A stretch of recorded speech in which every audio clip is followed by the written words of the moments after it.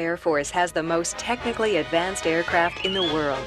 Deadly fighters and bombers, mighty cargo and tanker workhorses, our many helicopters, and a variety of specialty aircraft.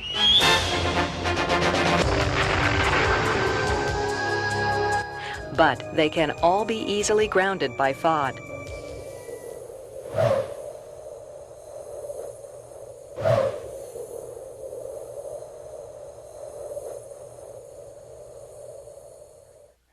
Foreign objects cause damage to our aircraft in many ways.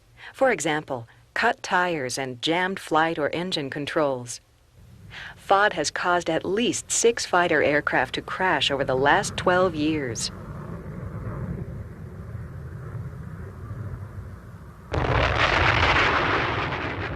Some of the items that caused these mishaps were rags, safety wire pliers, a piece of aluminum foil, a 1-inch piece of safety wire, even a small washer.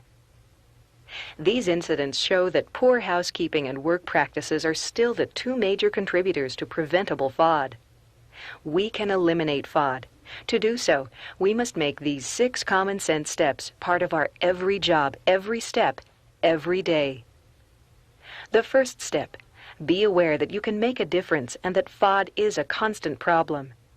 Every time you sign out a toolbox, work a job, or just step out to help someone, keep your eyes open for tools, rocks, and other debris. And when you see something, stop and pick it up. Occasionally, you may need a sweeper to clean up an area. Mock usually coordinates this support with base ops. The second step, keep your work area clean. Check your shoes for foreign objects and empty your pockets of keys, change, pencils, and trash. Place these items into a Fod bag before entering the cockpit, intake, other confined areas, or before working on top of the aircraft. Are you covering all of those lines, hoses, cannon plugs, and ducts during extended maintenance? The ACES II ejection seat is the most reliable and safest seat in the world, as long as nothing gets in the way.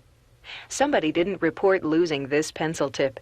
It then migrated in flight to the sequence start switch, which activates the seat computer as it departs the aircraft.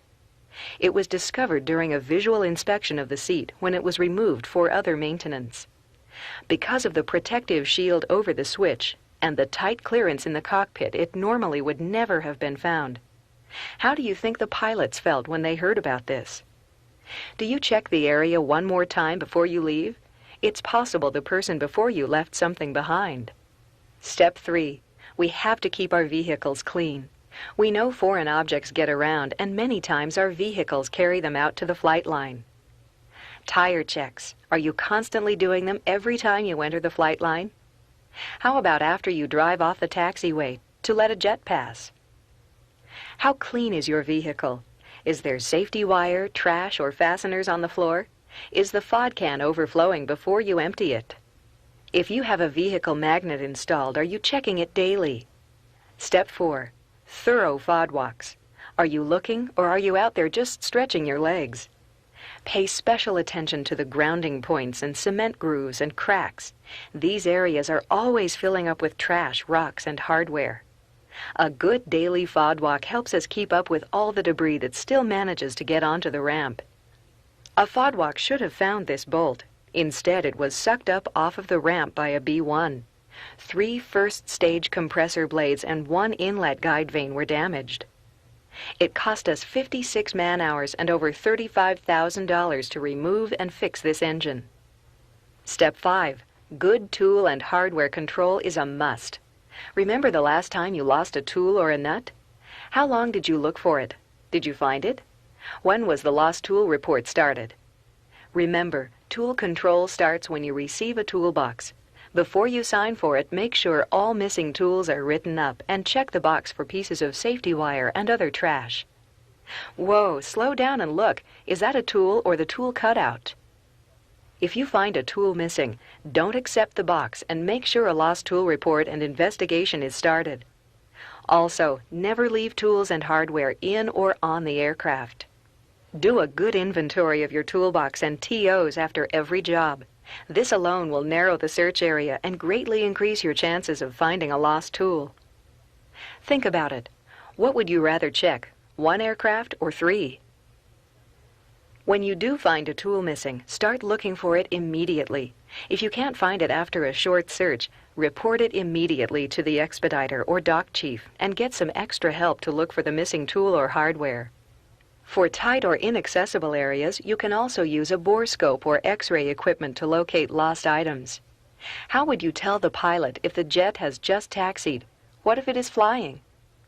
A file about this size was left behind after blending 2 engine blades on a C-5, possibly falling behind a nacelle blocker door during the job. 4 people then signed for the box over the next several days before someone finally noticed and reported the lost tool. The file was not located and it came loose in flight the next day. This incident cost over 550 man-hours of work and $66,000 in damage to the engine. Hardware control is simply taking only what you need and counting how many nuts, bolts, or other hardware you take from bench stock. After the job, make sure you account for all of the hardware. If you don't complete the job, annotate a screw bag with the quantity, the type of hardware, and your name. This will help the person who finishes the job track down any missing hardware. Here is what a misplaced 1/4-inch nut did to a C-130 engine. Over 30 blades were damaged beyond repair. Not counting depot costs, the damages have already taken 64 man-hours and exceeded $38,000 in damages. Sometimes we accidentally leave items inside the intake danger area or in the intake before an engine start. These have included VTR tapes, flashlights, cleaning bottles, and aircraft forms. Are you paying attention or have you just been lucky? Step 6.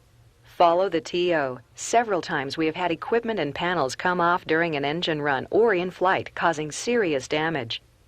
On the last job before a 3-day weekend, an experienced crew chief and his assistant were preparing an F-16 for an engine run. He skipped the warning and the step to check the run screen safety pins for security.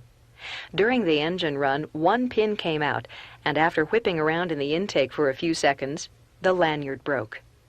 The pin destroyed over 426 blades. Total cost? $69,000 and 366 man-hours.